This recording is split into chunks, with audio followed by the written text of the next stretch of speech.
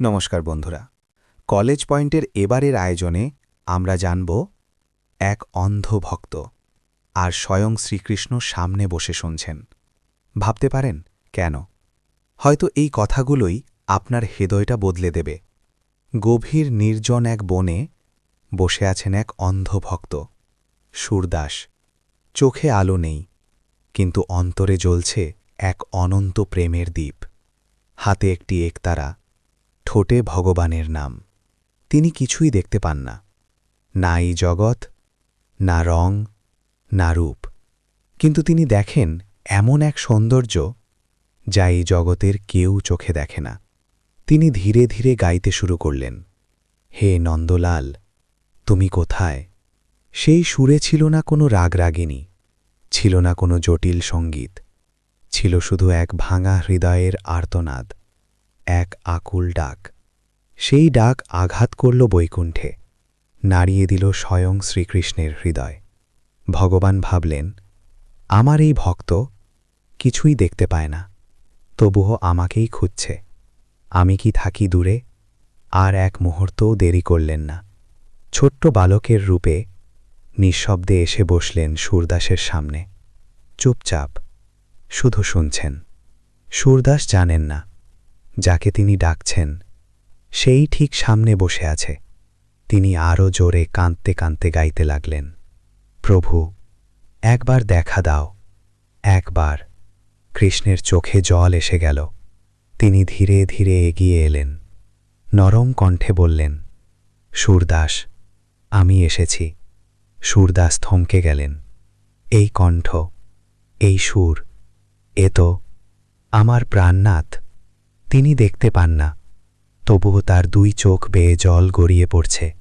তিনি বললেন, প্রভু, আমি চোখ দিয়ে তোমায় দেখতে চাই না, আমি তো হৃদয় দিয়ে তোমায় দেখি। তুমি শুধু আমার হৃদয়ে থাকো। কৃষ্ণ হাসলেন, আর সেই হাসির মাঝে লুকিয়েছিল অশেষ করুণা। তিনি জানেন, এই ভক্তের চোখ নেই, কিন্তু প্রেম আছে, আর যেখানে প্রেম আছে সেখানেই তিনি বন্দী। তিনি জানেন, এই ভক্তের চোখ নেই, কিন্তু প্রেম আছে, আর যেখানে প্রেম আছে সেখানেই তিনি বন্দী। এই ভাবনায় নিমগ্ন হয়ে ধীরে ধীরে এগিয়ে এলেন শ্রীকৃষ্ণ। সুরদাসের সামনে বসে কিছুক্ষণ নীরবে তার গান শুনলেন। তারপর খুব কোমল স্বরে বললেন, সুরদাস, যদি আমি তোমাকে দৃষ্টি দিই, তুমি কি আমাকে দেখতে চাও? এক মুহূর্তের জন্য সব স্তব্ধ হয়ে গেল। বাতাসও যেন থেমে রইল সেই উত্তর শোনার জন্য। সুরদাস মৃদু হেসে মাথা নিচু করলেন, চোখে জল, কণ্ঠ কাঁপছে। প্রভু, এই চোখ দিয়ে আমি কি দেখব? এই চোখ তো শুধু মায়া দেখায়। আমি তো তোমাকে সেই চোখে দেখতে চাই না। একটু থেমে আরও গভীর কণ্ঠে বললেন, আমি তো তোমাকে অনুভব করি। আমার প্রতিটি নিঃশ্বাসে তুমি আছো, আমার হৃদয়ের প্রতিটি স্পন্দনে তুমি আছো। তুমি যদি আমাকে এই জগতের চোখ দাও, তাহলে হয়তো আমি তোমাকে হারিয়ে ফেলব। এই কথা শুনে কৃষ্ণের হৃদয় ভেঙে গেল। এমন ভক্তি, এমন প্রেম, যেখানে দর্শনের চেয়েও বড় হল অনুভব। কৃষ্ণ ধীরে ধীরে সুরদাসের মাথায় হাত রাখলেন। তুমি চোখ চাও না, কারণ তুমি ইতিমধ্যেই আমাকে দেখছ। যে চোখ দিয়ে তুমি দেখো, সেই চোখ তো এই জগতের নয়। সেই মুহূর্তে কোনো বাহ্যিক আলো জ্বলেনি, কিন্তু সুরদাসের অন্তরে এক অদ্ভুত জ্যোতি উদয় হল।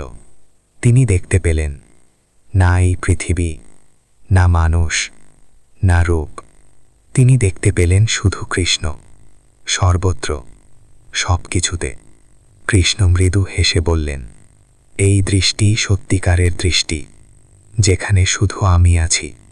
সেই দিন কৃষ্ণ তাকে জগতের চোখ দেননি, তিনি তাকে দিলেন এমন এক দৃষ্টি, যা দিয়ে মানুষ একবার দেখলে আর কিছু দেখতে চায় না। সেই দৃষ্টি প্রেমের দৃষ্টি, ভক্তির দৃষ্টি, আত্মার দৃষ্টি। আর সেই দৃষ্টিতে আজও সুরদাস শুধু একটিই রূপ দেখেন, তার প্রিয়, তার প্রাণ, তার সর্বস্ব, শ্রীকৃষ্ণ। সেই দিন থেকে সুরদাস আর কখনো একা ছিলেন না, কারণ যাকে তিনি ডাকতেন সে আর দূরে থাকেনি, সে এসে বসেছিল তার হৃদয়ের ভিতরেই। আজও যদি কেউ সত্যি করে ডাকে, কান্না মিশিয়ে বলে, হে কৃষ্ণ, তাহলে ভগবান আর দূরে থাকেন না, তিনি আসেন নিঃশব্দে, অদৃশ্যভাবে, আর বসে পড়েন আপনার হৃদয়ের এক কোণে। আপনি কি একবার সত্যি করে ডাকবেন?